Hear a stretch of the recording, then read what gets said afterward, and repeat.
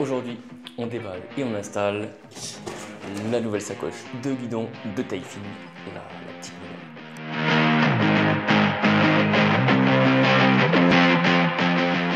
nouvelle. Et qu'est-ce qu'on retrouve à l'intérieur de la boîte?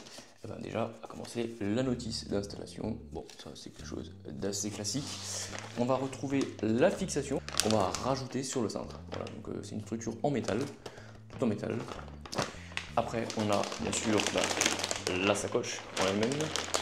Ça, c'est le système qu'on va accrocher sur la sacoche qui permet en fait de... Vous voyez, il y a un levier, on verra mieux après, mais ça permet en fait de détacher et de réattacher sa sacoche super facilement. Et après, il y a divers accessoires qui sont vendus avec la sacoche, je crois que c'est en option. Il y a moyen de mettre des supports pour le Garmin ou pour n'importe quel GPS en fait. Support GoPro, un deuxième support GoPro.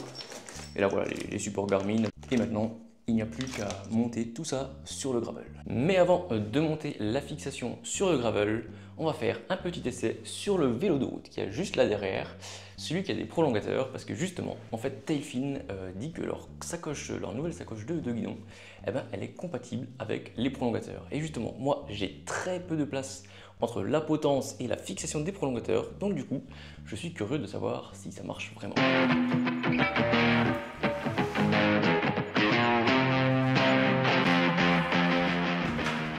Et voilà ce qui arrive quand on ne protège pas sa douille de direction. Avec une sacoche de guidon, eh ben ça vient poncer littéralement toute la peinture. Là vous voyez les traces blanches, mais en fait c'est l'après. C'est l'après qu'il y a sous la peinture qu'on voit. Donc problématique des sacoches de guidon, c'est que ça vient frotter sur le devant. Mais c'est justement ce que limite la nouvelle sacoche de guidon de Tailfin avec son système qui se fixe donc directement sur le guidon. Ça permet de déporter la sacoche et donc d'éviter d'avoir ce genre de rayures directement sur le cadre de vélo. Ça fait mal au cœur. Mais bon, est-ce que ça passe du coup? Je vais vous montrer en plus en détail, mais vous allez voir, il n'y a pas beaucoup de place. Comme vous voyez, il n'y a vraiment pas beaucoup de place pour que ça passe. Ça doit passer en fait juste là et juste là.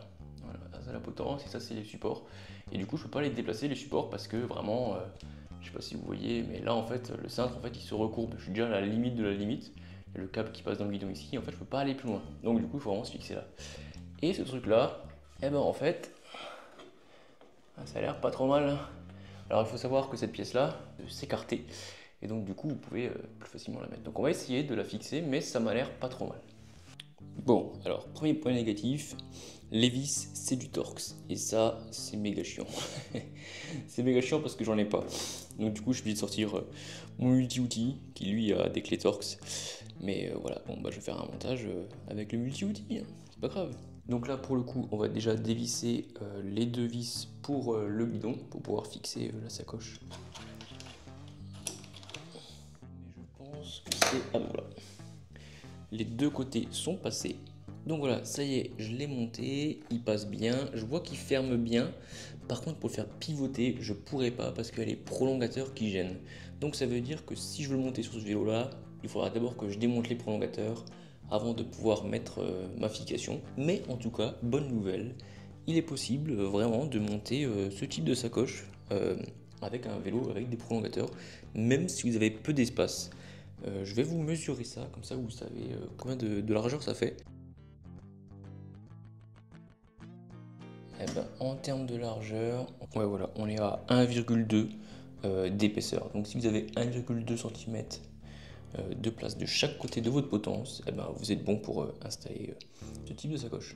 Mais bon, moi ce qui m'intéresse, c'est de monter cette pièce sur le gravel et pas sur le vélo de route. C'était juste un essai pour voir si ça passe avec les prolongateurs. Donc maintenant, je range le vélo de route et on sort le gravel pour monter tout ça dessus. C'est parti.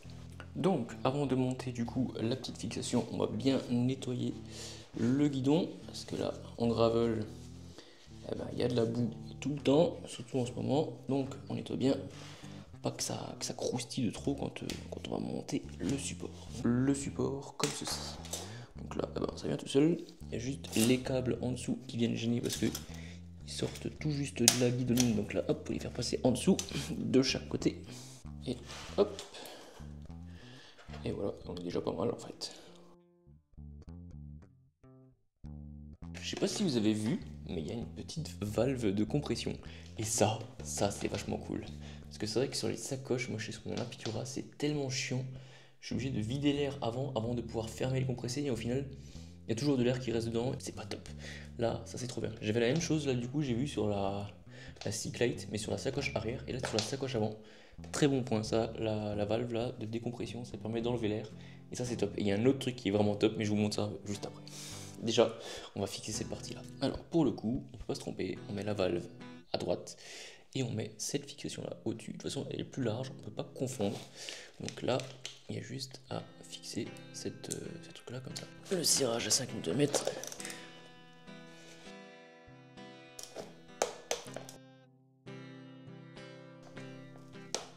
On fait pareil avec la deuxième partie, j'ai déjà mis les vis, il n'y a plus qu'à serrer, voilà, il n'y a pas de sens, il n'y a rien de particulier. Donc là il faut serrer à 5 Nm, comme l'autre partie, 5 Nm. Hop. Il y a un truc qui est très particulier sur cette sacoche, c'est le système de fermeture. Vous avez vu? Genre c'est vraiment très bizarre comme système. En fait c'est ce système là qui va venir s'accrocher dedans. Donc voilà, donc ce qu'on va faire c'est que pour monter la sacoche sur le vélo, eh ben, on va remplir la sacoche. Et comme j'ai pas forcément envie de ressortir toutes mes affaires, de tout ranger dedans, la solution à ça, c'est un plaid. Et donc je pense que je vais accrocher ça comme ça. Ah ouais, ça vient se clipper dedans, donc vraiment, ça tient, c'est solide. L'avantage qu'il y a, c'est que du coup, on peut compter dans quel clip on le met. Ça, c'est plutôt pratique parce que c'est vrai qu'on a toujours tendance à charger plus d'un côté que de l'autre. On se retrouve avec une sacoche qui est totalement déséquilibrée, avec une sacoche qui est trop vers l'un côté ou trop vers l'autre. Et du coup, au niveau du guidon, des fois, ça pose problème. Voilà, mon plaid est à l'intérieur.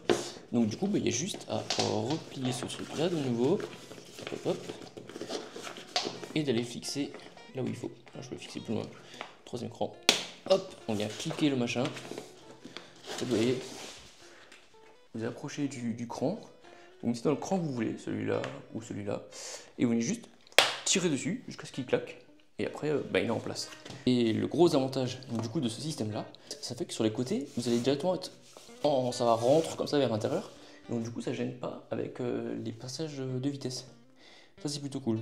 Bon, maintenant on va la monter sur le vélo et on va voir ce que ça dit. Donc là pour le coup, il faut d'abord ouvrir le mécanisme. Je viens passer mon truc par-dessus, j'enclenche les griffes dessus et je viens descendre vers le bas. Hop, et j'ai plus qu'à clipper du coup là ma petite barrette. Hop. Là, on peut régler du coup la profondeur. Donc là, je vois que ça gêne un peu. Voilà. Maintenant, on va passer au réglage un peu plus pointu. Parce que là, vous voyez, il y a beaucoup d'espace là et beaucoup d'espace là. Donc, ce que recommande Tailfin en termes de placement pour la dimension, c'est sur un vélo gravel ou même vélo de route qu'il y ait environ 15 mm ici et 20 mm ici. Je pense que c'est des dimensions minimum. Après, vous pouvez faire comme vous voulez, mais il faut qu'il y ait au moins cette dimension-là. Et sur un vélo de VTT, c'est totalement différent. Il faut que ce soit un peu plus large là. Et après, ça dépend de votre suspension. Donc là, ce qu'on va faire, c'est qu'on va régler pour rapprocher au maximum de ce câble-là sans qu'il touche le câble et rapprocher au maximum de la roue. Et voilà, maintenant, on vient terminer de visser à 5 Nm les 4 vis.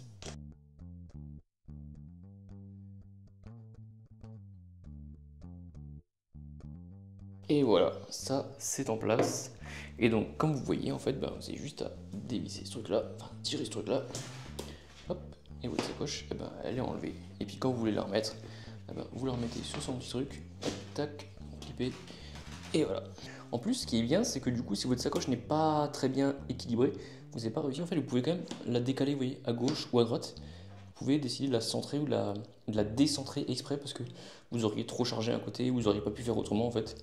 Donc voilà, ça c'est plutôt pas mal. Et là vous voyez, une fois qu'elle est fixée, il y a beau taper dessus, secouer. Franchement, ça ne viendra jamais toucher le pneu.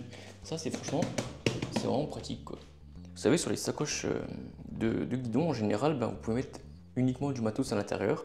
Et après vous êtes coincé, vous devez racheter une sacoche qu'on appelle sacoche accessoire, qu'on vient mettre par-dessus. Et en fait, Tailfin, ce qu'ils ont fait, c'est qu'il y a un système là, où vous pouvez, en fait, avec des poches filets, rajouter du matos.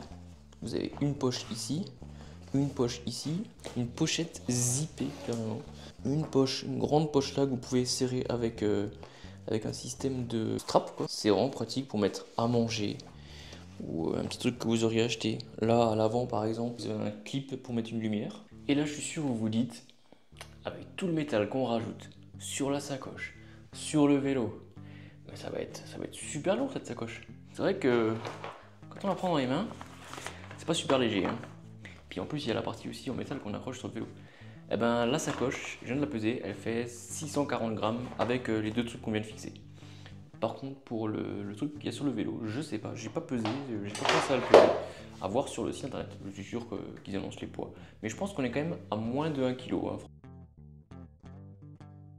Chez Tailfin, c'est des malins. Ce qu'ils ont fait, c'est qu'en fait, il y avait une structure en métal.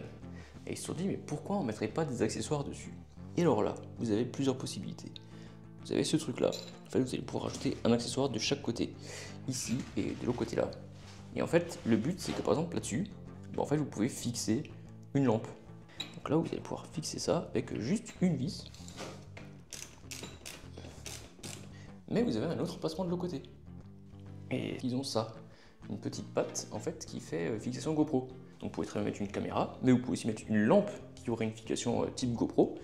Et alors même, vous avez un support comme ça en fait, sur lequel vous allez pouvoir fixer un support Garmin ou un support Wahoo. Il suffit de visser la petite vis sur le support. Ce qui est bien, c'est que c'est tout en métal.